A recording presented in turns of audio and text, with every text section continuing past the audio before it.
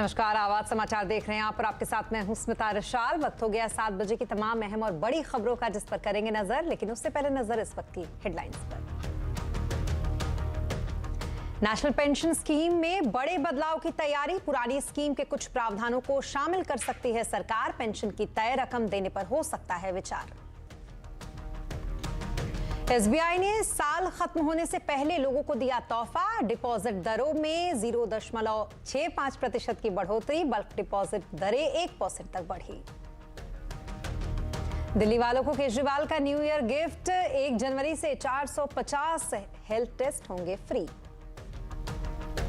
Online ठगी को रोकने के लिए दूरसंचार विभाग ने जारी की एडवाइजरी। कुछ बातों का ध्यान रखकर बच सकते हैं धोखाधड़ी से। तुरंत शिकायत के लिए खास नंबर भी जारी। अरुणाचल के तवांग में भारतीय सेना ने चीनी सैनिकों को दिया मुंह तोड़ जवाब। एलएसी पर चीन के सैनिकों को खदेड़ा। संसद में रक्षा मंत्री का बयान। सेना ने अतिक्रमण की कोशिश की नाकाम। संसद में हंगामे पर अमित शाह ने साधा कांग्रेस पर निशाना। कहा, चीन के मुद्दे पर कांग्रेस का दोहरा रवैया। राजीव गांधी फाउंडेशन ने चीनी दूतावास से लिए थे 1,35,00,000 रुपए। कांग्रेस बोली, पीएम केयर फंड की हो जांच। बाजार में आज रहे मुनाफे का मंगलवार। रिकॉर्ड ऊंचाई पर पहुंचा निफ्टी बैंक। सेंसेक्स 403 और निफ्टी 111 पॉइंट चढ़े। आईटी ऑटो शेयरों में हुई खरीदारी। फुटबॉल वर्ल्ड कप के पहले सेमीफाइनल में आज क्रोएशिया से भिड़ेगा अर्जेंटीना। फैंस को मेसी के मैजिक का रहेगा इंतजार। क्रोएशिया के लूका मॉड्रिक पर पूरी दुनिया की नजर।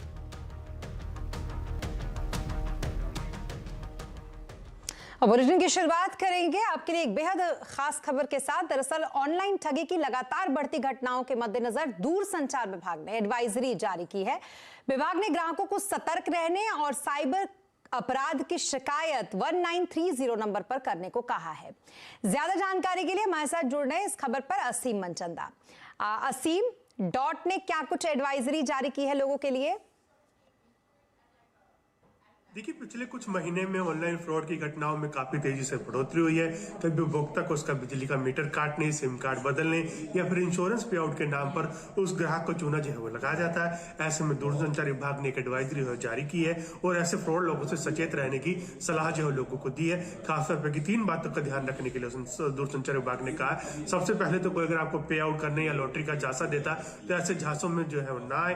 अगर कोई व्यक्ति आपसे वित्तीय जानकारी, आपकी कोई निजी जानकारी मांगता है तो उसकी पहचान जो है पहले सुनिश्चित कर ले कि वो जिस कंपनी से बोल रहा है वो सही बोल रहा है, नहीं बोल रहा है। और तीसरी सबसे बड़ी बात, अपना ओटीपी, पासवर्ड, जन्म तिथि जैसी निजी जानकारी जो है किसी भी व्यक्ति के साथ शेयर जो है वो ना करें। और अगर आपके साथ कोई फ्रॉड होता है या आपके साथ पास ऐसी कॉल आती है तो इसकी जानकारी जो है साइबर अपराध नंबर 1930 के ऊपर जरूर जो है वो दें। तो आपकी सावधानी आपको फ्रॉड से जो है बचा सकती है। और दूरसंचार विभाग ने इसको लेकर के जितने भी मोबाइल कस्टमर्स है उनके लिए एडवाइजरी जो है जारी की। जी, बहुत शुक्रिया तमाम डिटेल्स के लिए आपका असीम।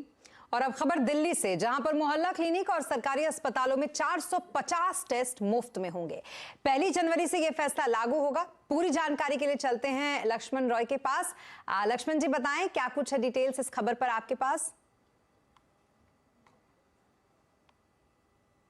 दरअसल दिल्ली सरकार के स्वास्थ्य विभाग ने यह फैसला लिया है कि 1 जनवरी से 450 मेडिकल टेस्ट जो हैं वो मुफ्त में कराए जाएंगे। Blood test, urine sample, X ray जैसे जो टेस्ट होते हैं वो मुफ्त में कराए जाएंगे। ये जो 450 टेस्ट की संख्या आप देख रहे हैं, दरअसल 212 टेस्ट पहले से कराए जा रहे थे। अब उनकी संख्या बढ़ा करके 412 करने का फैसला लिया गया है। ये जो मुफ्त में टेस्ट होंगे वो दिल्ली सरकार के जो मोहल्ला क्लिनिक है वहाँ जो मरीज आते हैं उनके लिए होगा। दिल्ली सरकार के अस्पतालों में जो सरकारी अस्पतालों में मरीज जाते हैं उनके लिए सुविधा होगी। अगर टेस्ट की सुविधा सरकारी अस्पताल में नहीं है, मोहल्ला क्लिनिक में नहीं है, तो निजी पैथ लैब या फिर निजी अस्पताल में जाके मरीज ये टेस्ट करा सकेंगे और उनको कोई पैसा नहीं देना पड़ेगा।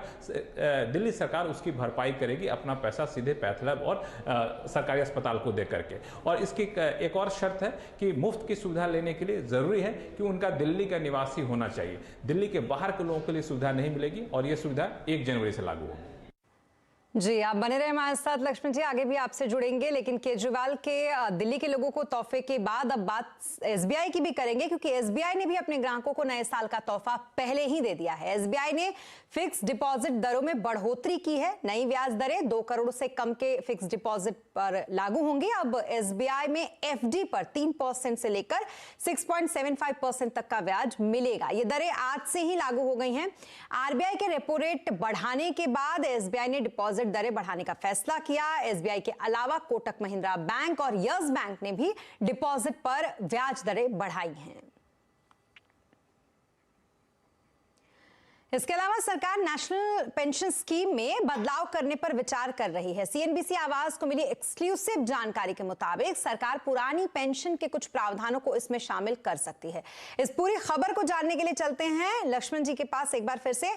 लक्ष्मण जी, बताएं जरा, सरकार नेशनल पेंशन स्कीम को लेकर क्या कुछ प्लान कर रही है?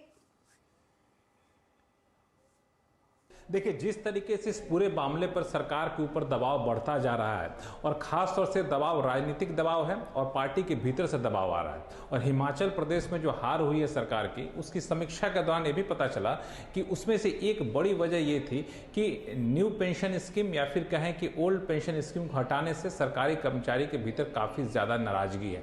तो अब इसी को नाराजगी दूर करने के लिए सरकार 2 विकल्पों पर विचार कर रही है। एक विकल्प ये है कि ओल्ड पेंशन स्कीम को फिर से लागू कर दिया जाए। दूसरा विकल्प यह है कि पुरानी स्कीम को फिर से लागू ना किया जाए, बल्कि उसकी खासियत, जो उसकी अच्छाइयां हैं, उसको न्यू पेंशन स्कीम में शामिल कर दिया जाए, जिसको नेशनल पेंशन स्कीम कहते हैं। तो जो मुझे सूत्र कह रहे हैं कि सरकार ओल्ड पेंशन स्कीम को दोबारा से लागू करेगी, इसकी संभावना काफी कम है और ऐसा सरकार नहीं करना चाहिए, क्योंकि यूटर्न वाले मुद्रा में सरकार अपनी छवि नहीं रखना चाहती है। तो दूसरा जो विकल्प है कि नेशनल पेंशन स्कीम, जो न्यू पेंशन स्कीम है, उसमें ही कुछ इस तरीके से बदलाव कर दीजिए ताकि कर्मचारी संगठनों की नाराजगी भी दूर हो जाए और ओल्ड पेंशन स्कीम के तहत जो ज्यादा पेंशन मिलने की गारंटी होती थी, वो गारंटी भी बहाल हो जाए और पेंशन धारकों के हितों की रक्षा भी हो सके, ताकि आगे चल करके कर्मचारियों की जो शिकायत है वो शिकायत दूर हो सके। हालांकि किस तरह का बदलाव किया जाएगा, ओल्ड पेंशन स्कीम के किन प्रावधानों को शामिल किया जाएगा, इसका प्रस्ताव ये अंतिम रूप नहीं लिया है। अभी सिर्फ इस बात पर सहमति बनती दिख रही है कि ओल्ड पेंशन स्कीम की अच्छाइयों को नेशनल पेंशन स्कीम में शामिल कर लिया जाए, नहीं तो आगे चलकर हो सकता है इसका राजनीतिक खामियाजा ज्यादा भुगतना पड़े। हालांकि प्रस्ताव अभी शुरुआती दौर में है, लेकिन सरकार इसमें बदलाव करने का लगभग मन बना चुकी है।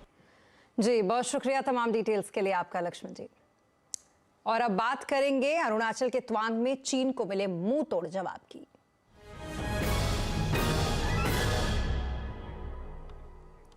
अरुणाचल प्रदेश के तवांग में भारतीय सेना ने चीनी सैनिकों को मुंह तोड़ जवाब दिया है। दरअसल 9 दिसंबर को करीब 300 चीनी सैनिक तवांग के येंगस्टे में 17,000 फीट की ऊंचाई पर भारतीय पोस्ट को हटाने के लिए घुसपैठ की कोशिश कर रहे थे। वे कटीले लाठी, डंडे और इलेक्ट्रिक बैटल से लैस थे। भारतीय सेना भी इस बार पूरी तरीके से तैयार थी। सेना ने भी कटीले लाठी डंडों से उनको मुंहतोड़ जवाब दिया। भारतीय सेना ने उन्हें खदेड़ दिया। झड़प में कई चीनी सैनिक घायल भी हुए हैं। झड़प के बाद भारतीय कमांडर ने चीनी कमांडर के साथ फ्लैग मीटिंग की, जिसमें शांति बहाली को लेकर चर्चा हुई। चीन के साथ झड़प का मामला संसद के अंदर भी आज गूंजा। कांग्रेस ने सवाल उठाया तो रक्षा मंत्री राजनाथ सिंह ने संसद में इस पर बयान दिया। उन्होंने कहा कि सेना ने चीन के अतिक्रमण की कोशिश नाकाम कर दी है। चीन के सैनिकों को हमारे जवानों ने खदेड़ दिया है।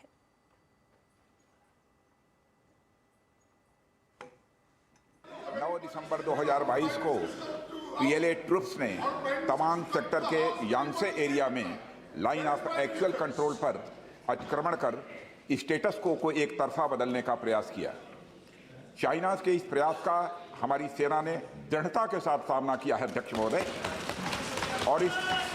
और इस फेस ऑफ में हाथापाई भी हुई है। भारतीय सेना ने बहादुरी से पीएलए को हमारी टेरिटरी में अतिक्रमण करने से रोका और उन्हें उनकी पोस्ट पर वापस जाने के लिए मजबूर कर दिया अध्यक्ष महोदय। इस झड़प में दोनों ओर के कुछ सैनिकों को चोटें भी आई हैं और मैं इस सदन को अवगत कराना चाहता हूं कि हमारे किसी भी सैनिक की न तो मृत्यु हुई है और न ही कोई गंभीर रूप से घायल हुआ है। इंडियन मिलिट्री कमांडर्स के टाइमली इंटरवेंशन के कारण पीएलए सोल्जर्स अपनी लोकेशंस पर वापस चले गए अध्यक्ष महोदय। हालांकि संसद में रक्षा मंत्री के इस बयान से कांग्रेस संतुष्ट नहीं दिखी। कांग्रेस इस मुद्दे पर अभी चर्चा चाहती है।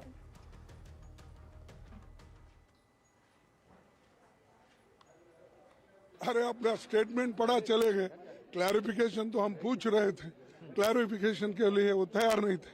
पहले तो हम चर्चा पूछे, चर्चा को भी तैयार नहीं। इसका मतलब डेमोक्रेसी में जो कुछ भी चीजें होती हैं वो चर्चा से ही सॉल्व होती है, और हम वो जो चर्चा करके बताना चाहते हैं या कुछ स्टेटमेंट देके हम उसमें क्या कमियां हैं और हमारे पास जो इन्फॉर्मेशन है वो शेयर करना चाहते थे, लेकिन उन्होंने छोड़ दिया। वहीं दूसरी तरफ गृह मंत्री अमित शाह ने संसद में हंगामा करने पर कांग्रेस पर जोरदार हमला बोला। उन्होंने कहा कि चीन के मुद्दे पर कांग्रेस का दोहरा रवैया ये रहा है। राजीव गांधी फाउंडेशन ने चीन के दूतावास से 1 करोड़ 35 लाख रुपए लिए थे, जिसके बाद फाउंडेशन का लाइसेंस रद्द किया गया था। इस पार्टी को पूछना चाहता हूं, ये दोगला रवैया जनता के सामने नहीं चलता है। जनता सब देख रही है।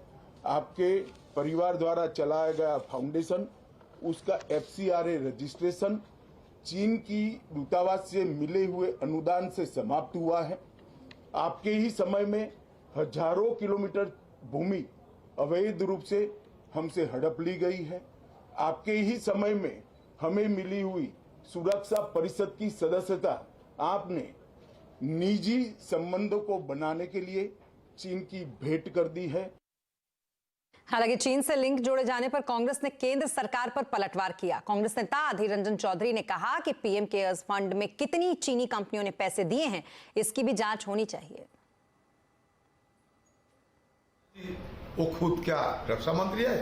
ये रक्षा मंत्री हिंदुस्तान को, वो खुद को रक्षा नहीं कर पा रहे हैं। बात तो क्या है?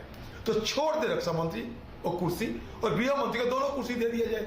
एक बार पीएम केयर्स फंड को जायजा लिया जाए। ये पीएम केयर्स फंड में जो पैसा दिए हैं, जो चंदा दिए हैं, उनका जो सूची निकाला जाए और देखा जाए कितने चीनी कंपनियों ने इसमें चांदा डाले हैं। भारतीय सैनिकों ने चीन की साजिश कैसे की नाकाम, चीन का गेम प्लान कैसे किया फेल, आज आवाज अड्डा में इसी पर करेंगे चर्चा शाम 7:57 पर। और 13 दिसंबर 2001 को संसद पर हुए आतंकवादी हमले के आज 21 साल पूरे हो गए। इस मौके पर हमले में शहीद हुए सुरक्षा जवानों को प्रधानमंत्री मोदी ने श्रद्धांजलि अर्पित की। इसके अलावा उपराष्ट्रपति जगदीप धनखड़ और लोकसभा अध्यक्ष ओम बिरला ने भी शहीदों को श्रद्धांजलि दी। 21 साल पहले आज के ही दिन आतंकवादी संगठन जैश ए मोहम्मद के 5 आतंकवादियों ने शीतकालीन सत्र के दौरान संसद को निशाना बनाने की कोशिश की थी, लेकिन भारतीय जवानों ने उनके मंसूबे नाकाम कर दिए थे। इस हमले में 9 जवान शहीद हो गए थे। सुरक्षा कर्मियों ने 5 आतंकवादियों को इस हमले में मार गिराया था।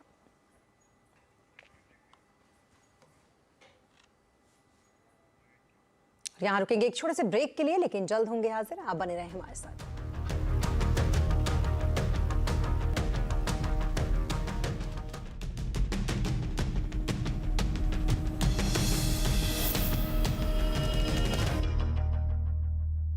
और ब्रेक के बाद एक बार फिर आपका स्वागत है। और अब बात प्रधानमंत्री नरेंद्र मोदी की, जिन्होंने वीडियो कॉन्फ्रेंसिंग के जरिए श्री अरबिंदो की 150वीं जयंती के कार्यक्रम में शामिल हुए।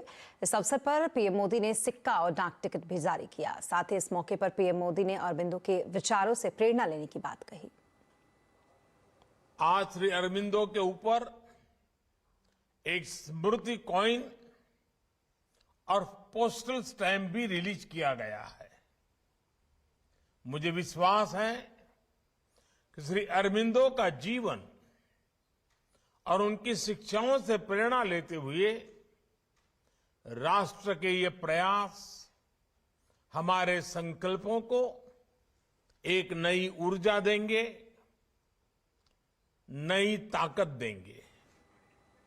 काशी विश्वनाथ कॉरिडोर के आज 1 साल पूरे हो गए। इस 1 साल में ही विश्वनाथ धाम ने कई कीर्तिमान रच दिए हैं। पहले ही साल में 7.35 करोड़ से ज्यादा श्रद्धालु काशी विश्वनाथ धाम पहुंचे। इसके अलावा बाबा के दरबार में नकदी, सोना, चांदी सब कुछ मिलाकर लगभग 100 करोड़ रुपए से अधिक का चढ़ावा चढ़ाया गया है। काशी विश्वनाथ मंदिर के मैनेजमेंट का यह कहना है कि लोकार्पण से लेकर अब तक श्रद्धालु द्वारा लगभग 50 करोड़ से अधिक की नकदी दान की गई है। इसमें 40% धनराशि ऑनलाइन प्राप्त हुई है। तो वहीं चढ़ावे के तौर पर श्रद्धालुओं ने लगभग 50 करोड़ रुपए से अधिक के जो बहुमूल्य धातु है वो चढ़ाए हैं, जिसमें 60 किलो सोना, 10 किलो चांदी और 1500 किलो तांबा शामिल है। और अब बात करते हैं मार्केट की। आज बाजार में मुनाफे का मंगलवार रहा। सेंसेक्स 403 पॉइंट चढ़कर 62,533 पर बंद हुआ, तो वहीं निफ्टी 111 पॉइंट चढ़कर 18,608 पर बंद हुआ। निफ्टी बैंक रिकॉर्ड ऊंचाई पर आज बंद हुआ। आज आईटी, ऑटो, बैंकिंग शेयरों में खरीदारी रही, तो वहीं रियलिटी, तेल, गैस शेयरों में आज बिकवाली देखी गई। मार्केट का हाल समझते हैं यतिन से। यतिन, बताएं मार्केट के आज के हाइलाइट्स क्या क्या रहे? तो क्लियरली आज टर्न अराउंड ट्यूसडे देखने को मिला। कल की सुस्ती के बाद आज बाजार में काफ़ी अच्छा आपको बाइंग फ्लेवर देखने को मिला। एडवांस डिक्लाइन रेशियो भी काफ़ी हेल्दी था। और अगर हम आज के बाजार की बात करें तो निफ्टी बैंक आज रिकॉर्ड हाइस पे आती हुई दिखाई दी। 44,000 से कुछ ही पॉइंट दूर आपको निफ्टी बैंक दिखाई पड़ेगी। जहां तक कि बाजार का सवाल है, आज आईटी स्टॉक्स और पीएसयू बैंकिंग स्टॉक्स में काफ़ी अच्छी खरीदारी दिखी। निफ्टी बैंक भी आज हरे निशान में बंद हुआ और जो हैवी वेट्स है, खास करके रिलायंस इंडस्ट्रीज, कोटक महिंद्रा बैंक, एचडीएफसी बैंक, इन्फोसिस, इन सभी में खरीदारी का मूड माहौल दिखा। जी, इसके अलावा यतिन सेक्टर्स का क्या कुछ हाल रहा? कहां पर सुस्ती दिखी, कहां पर थोड़ा एक्शन रहा?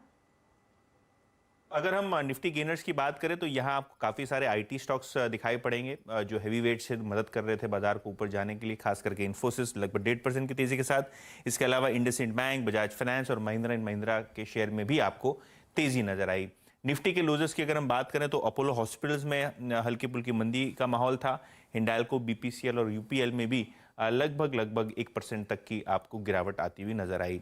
मिड कैप्स की अगर हम बात करें तो यहाँ पीएसयू बैंक्स के आपको काफ़ी सारे नाम दिखेंगे, खास करके यूनियन बैंक, इंडियन बैंक जो लगभग 9 से 10% ऊपर थे। येस बैंक में आज 100 करोड़ शेयर से ज़्यादा का वॉल्यूम हुआ। ये शेयर में भी आपको 14% की तेज़ी दिखी। और वायदे बाजार में सबसे टॉप गेनर आपको टाटा कम्युनिकेशंस दिखाई दिया, लगभग 7-8% की तेज़ी यहाँ थी। लूजिंग एंड पे अगर हम बात करें तो आपको दिखाई पड़ेगा एस्कॉर्ट्स कुबोटा, लगभग 2-2.5% की गिरावट यहाँ। लॉरस लैब, डॉक्टर लाल पैथ लैब और दालमिया भारत जैसे स्टॉक्स में थोड़ी बहुत मुनाफा वसूली का माहौल रहा। बहुत शुक्रिया यतिन तमाम मार्केट अपडेट के लिए आपका। और पूरे 18 साल के बाद टाटा ग्रुप एक बार फिर से प्राइमरी मार्केट में धमाल मचाने जा रहा है। कंपनी के दो आईपीओ लाने की तैयारी में कंपनी है। डीटीएच कंपनी, टाटा प्ले और टाटा मोटर्स की सब्सिडियरी कंपनी टाटा टेक्नोलॉजीज का आईपीओ आने जा रहा है। बाजार की नजर खास तौर पर टाटा टेक पर है। क्या है इस कंपनी की खासियत, बताने के लिए जुड़ रहे हैं हमारे सहयोगी सुमित मेहरोत्रा।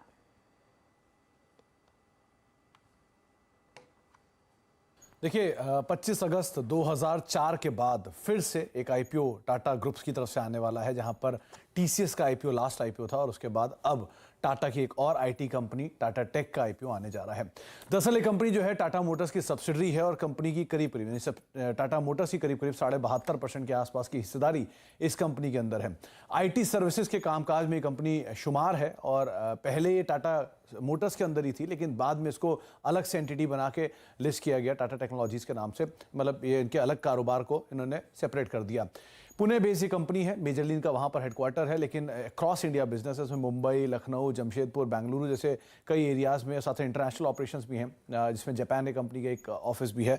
ये कंपनी प्रोमिनेंटली आईटी कंसल्टेंसी के अंदर कामकाज करती है, सैप सर्विसेज प्रोवाइड कराती है, मेंटेनेंस, नेटवर्किंग सॉल्यूशंस, कैड, कैब यानी कि जो ऑटोमेटेड डिज़ाइनिंग और मेंटेनेंस की इंजीनियरिंग का कामकाज है वो कंपनी मेजरली कामकाज के तौर पे करती है। कुछ और फाइनेंशियल्स की बात की जाए तो कंपनी का जो बिजनेस है वो करीब 36% के आसपास का जो मेजर रेवेन्यूज है इनको ये जेएलआर से जनरेट करते हैं, जो कि FY22 में हुआ था। FY20 में ये 54-55% के आसपास हो। तो इन्होंने बाकी एरियाज में भी डाइवर्सिफाई किया, ना केवल ऑटो स्पेस में बल्कि डिफेंस स्पेस के अंदर भी या एरोनॉटिक्स स्पेस के अंदर भी कंपनी का कई सारा कामकाज है, तो वो भी कंपनी के लिए एक बढ़िया ट्रिगर बन के आया है। कुछ और नंबर्स के लिहाज से ये रफली FY22 में करीब 3,529 करोड़ रुपए के आसपास की आय जनरेट की थी, 437 करोड़ का मुनाफा था और कैश में भी करीब $16.5 करोड़ के आसपास का कैश कंपनी के पास है। इसके अलावा कुछ और कंपैरिजंस की बात की जाए तो ये कंपनी जो ऑलरेडी लिस्टेड कंपनीज हैं उनके सामने भी एक अच्छे नामों में शुमार इसको आप देख सकते हैं। करीब 46% की ग्रोथ इस कंपनी ने FY22 में दी थी अपनी आय फ्रंट पर, YOY बेसिस पर, और ये लिस्टेड कंपनियों के साथ इसका कंपैरिजन जहां पे कंपनी की ऑलरेडी TCS से करीब 2 लाख करोड़ रुपए के आसपास की आय जनरेट होती है। टाटा टेक जो कि करीब 3500 करोड़ रुपए की आय जनरेट करती है, कंपनी की लिस्टेड एंटिटी टाटा एलेक्सी से भी ज्यादा रेवेन्यू जनरेट करती है, करीब 2400 करोड़ रुपए के आसपास के रेवेन्यूज हैं। तो अगर ये लिस्ट होती है तो एक अच्छे प्रीमियम वैल्यूएशंस पे कहीं ये लिस्ट होते हुए दिखाई पड़ सकती है। लेकिन सबको इसका इंतजार है क्योंकि एक बहुत ही लंबे अंतराल के बाद टाटा ग्रुप की तरफ से कोई नया IPO जो है वो आता हुआ दिखाई पड़ेगा, और उनकी जो एग्जिस्टिंग 25 से 27 कंपनियों के आसपास की लिस्टेड एंटिटीज है उसमें एक और नया नाम शुमार होता हुआ दिखाई पड़ेगा। और अब से महज 24 घंटे के बाद लगने वाला है देश के दिग्गज म्यूचुअल फंड विजनरीज का महामेला, जिसमें शामिल हो रहे हैं नवनीत मनत, श्रीकांत मंडेला, नीलेश शाह, राधिका गुप्ता जैसे दिग्गज। आप भी मुंबई में 14 दिसंबर शाम 3:30 बजे शुरू हो रहे इस महा इवेंट का हिस्सा बन सकते हैं। तो आज ही अपना नाम रजिस्टर कराएं मनी कंट्रोल IMFsummit.com पर।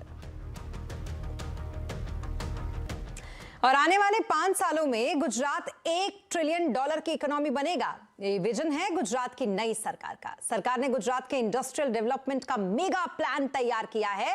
राज्य सरकार सर्विस से लेकर green energy, new age industry, aviation, defence सभी के लिए स्पेशल पॉलिसीज लेकर आ रही है। मेगा प्लान पर गुजरात के उद्योग मंत्री बलवंत सिंह राजपूत से खास बातचीत की हमारे संवाददाता केतन जोशी ने। गुजरात के इंडस्ट्री मिनिस्टर बलवंत सिंह राजपूत इस वक्त हमारे साथ है। सर बताइए कि अब गुजरात को आगे ले जाने के लिए आपके ऊपर बड़ी जिम्मेदारी है, खासकर इंडस्ट्री पॉइंट ऑफ व्यू से, क्या रहेगी आपकी अग्रता? समग्र गुजरात में 2003 से वाइब्रेंट के कारण आदरणीय प्रधानमंत्री श्री जब मुख्यमंत्री थे तब से गुजरात देश में नंबर 1 पर है, और उसमें भी कितने काफ़ी तरह से बढ़ोतरी कर सकते हैं ऐसा प्लान होता है। इस बार उद्योग और श्रम रोजगार ये सब साथ में हुआ है, तो हम खुद चाहते हैं कि जो इंडस्ट्री जाने वाली है उससे पहले हम पूछेंगे कि आपकी स्किल क्या चाहिए, आपको जिस तरह से वो स्किल मांगेंगे हम उद्योग में से स्किल जो आएगी उसी तरह रोजगार में ऐसी स्थानिक जगह पे स्किल तैयार करेंगे और सबको स्किल की तरह उसको डेवलपमेंट करेंगे, जिसकी वजह से रोजगार स्थानिक प्राप्त हो और उसके साथ साथ उद्योगपति को भी अच्छी स्किल मिल जाए। सर एक हमारा एजेंडा ये भी था कि गुजरात को 1 ट्रिलियन इकोनॉमी बनाना है, 5 लाख करोड़ की FDI भी आना है, तो इस क्षेत्र में भी काम करना होगा, क्योंकि प्रधानमंत्री ने भी यहाँ पब्लिक मीटिंग में बोला था कि सेमीकंडक्टर प्लांट से लेकर न्यू एज बिजनेस भी आएंगे, तो इसके लिए खास एक हम कोई तैयारी कर रहे हैं?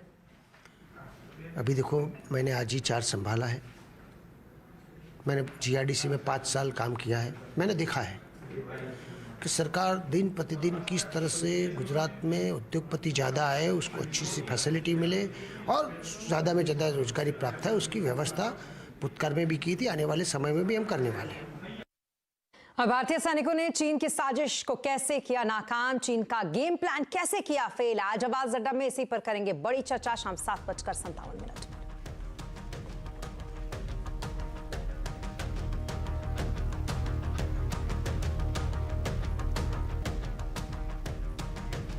और इसी के साथ इस बुलेटिन में फिलहाल इतना ही, लेकिन खबरों पर लगातार अपडेट के लिए आप बने रहें CNBC आवाज के साथ।